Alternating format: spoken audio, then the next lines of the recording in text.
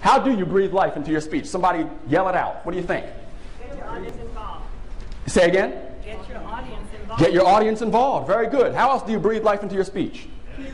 Who said energy? You see how you said it? Energy. Oh, where was I? Good. Now, is this is an English speaking side too, right? Okay, any answers? Tell a story. Tell a story. Very good. What else? Humor. Good. What else? Personal stories. Good. And that's what I'm getting at. The key, the real essence of public speaking is what Bill Gove, the first president of the National Speakers Association, said many years ago. Tell a story and make a point. You know that. Tell a story and make a point. Because when people remember your story, what do they remember? The lesson story. They remember the lesson. And yes, they do remember me. Thank you. Tell a story, make a point. Now, most speakers know that, but here's what they don't know. Have you ever seen a story that was all over the place? Yes. Have you ever given one? Yes. And you've seen a speech that was all over the place, and you probably have given one. It's because the speaker hasn't started off in the right place. Start off with what I call a foundational phrase. Start off with a foundational phrase. What is a foundational phrase? It's the takeaway message. Before you even start creating your speech and constructing it and all the humor and the stories and all that, you've got to start off with a foundational phrase. What is the foundational phrase? What got you here won't get you there. Actions speak louder than words. Okay? These are foundational phrases upon which I've built my story or my activity to make my point. Got to have a foundational phrase. Now here's the thing. The foundational phrase should be fewer than 10 words. Right, Walt? Because if it's not fewer than 10 words, guess what? It's not clear enough to you. Doesn't stand a chance to be clear to them. Foundational phrase has to be fewer than 10 words. Fewer than how many words? 10. 10 words. Okay, because you got to have it. I know there are some speakers who will tell you, look, if you can write your point or your message on the back of a business card, then that's short enough. You have absolutely no idea how small I can write. I can write a paragraph on the back of a business. So 10 words or fewer is critical. Let me give you an example. I used to work for an internet company. And by the way, raise your hand if you give me an idea of what you think is the most important thing that gets in between people and their dreams. What do you think is the thing that stands between most people and their dreams? Fear. Good. Fear, procrastination. Negativity. What else? Themselves. Good. These are all great answers, and they're wrong. But they're not wrong, but they're not the number one thing. The number one thing is something you wouldn't think of. See, I used to, you said fear. Okay. The number one thing is not what you think. I used to work for an internet company. And I wanted to go full-time into professional speaking. That's my goal, that's my dream. Raise your hand if you have a goal or a dream. Raise your hand if you want to do something in life. Yeah, me too. So I went to the vice president of this company, a young guy, new guy, and he looked like a young Pat Riley, to be honest. Really? Yeah. And well, you see, you're all interested. And I went to him and I said, John, I'm going to be leaving.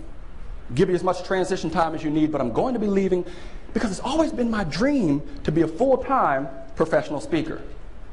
He said, that's your dream, Craig? That's how you talk. I said, yes, it is. He said, well, that's great. I really admire you for having one, but you can't leave.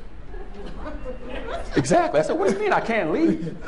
He said, because, Craig, we've been thinking about it, and we're going to raise your salary up to this. Now, salary means the same thing in California, right? Yeah. So I said, John, this is not a financial decision. This is about my dream. In fact, I'd call this a dream decision. He said, okay, I understand. I really do.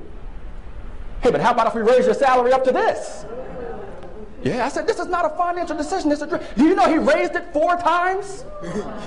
I kid you not. He kept saying, well, raise your salary to this. I said, this is not a financial decision. This is a dream decision. He said, okay, Craig, how about if we raise your salary to well above 6 figures? I said, dreams are overrated.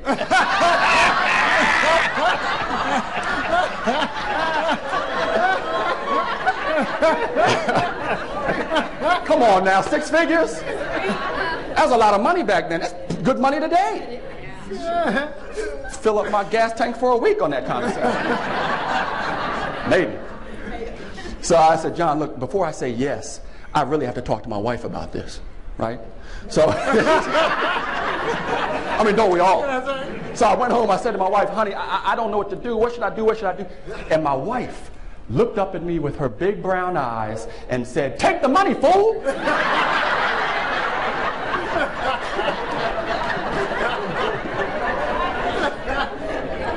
Some of you already like my wife, don't you? But if you had been sitting beside my wife and me just a few minutes later on our black leather sofa with the chocolate chip cookies baking in the background, you would have heard her say something that can absolutely change your life. I know it changed mine. She said, "Craig, this is all you've ever wanted. Ever since we met, this is all you've ever talked about. I don't care how much they try to compensate you. Craig, your dream is not for sale." Nice. That's deep, isn't it? Anybody in here sell out? Huh? Your dream is not for sale.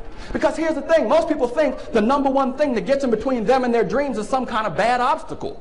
A lack of money, a lack of time, a lack of talent. That's not it.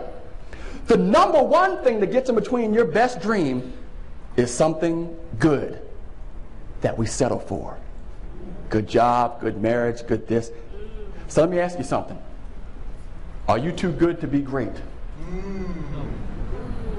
Are you too comfortable in your good life to stretch out and reach greatness?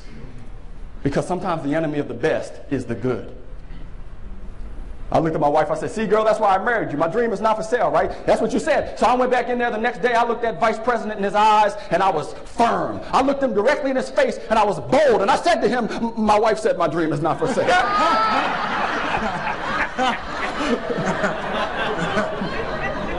But I left. And that very year, I spoke over 160 times in 44 states and 5 countries. And I'm happy to say I've been running my mouth ever since. But there's nothing special about me. There was something very special about the advice my wife gave me. Don't let the good get in the way of the best. Your dream is not for sale. And guess what? Neither is yours. Are you too good to be great? Your dream is not for sale.